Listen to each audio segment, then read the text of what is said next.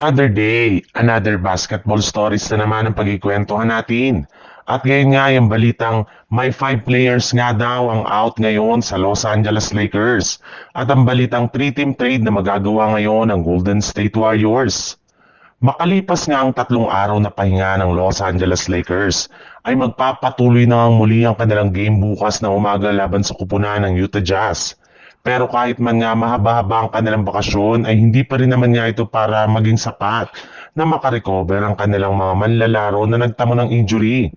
Base pa nga sa inilabas na injury report ngayong araw, hindi nga daw po makakapaglaro bukas na umaga ang kanilang mga players na sina DeAndre Ayton at Austin Reeves dahil sa tinatamo nilang injury ngayon.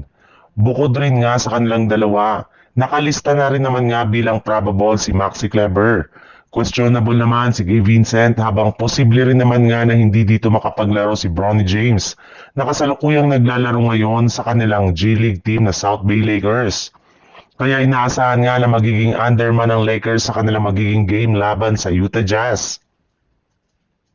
Sa ibang balita naman, nangyayari na naman nga po ngayong season ang pinakakinakatakutan ni Jonathan Kuminga sa Golden State Warriors dahil matapos ang ilang game na paglalaro nito bilang starter sa umpisa ng season, ay tinanggal na nga siya ni Coach Steve Kerr sa kanilang kasalukuyang rotation.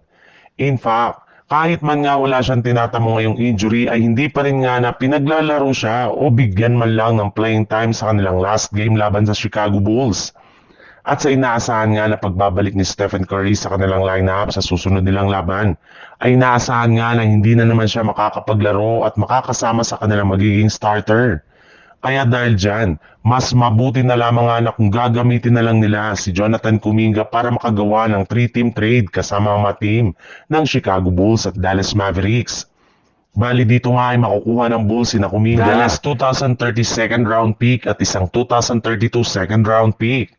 Sungkit naman dito ng Mavericks sina Kobe White at isang Golden State Warriors 2027 first round pick, habang ang Warriors naman ay makukuha sina Daniel Gafford, Ayo Duzon Mo at isang 2029 second round pick.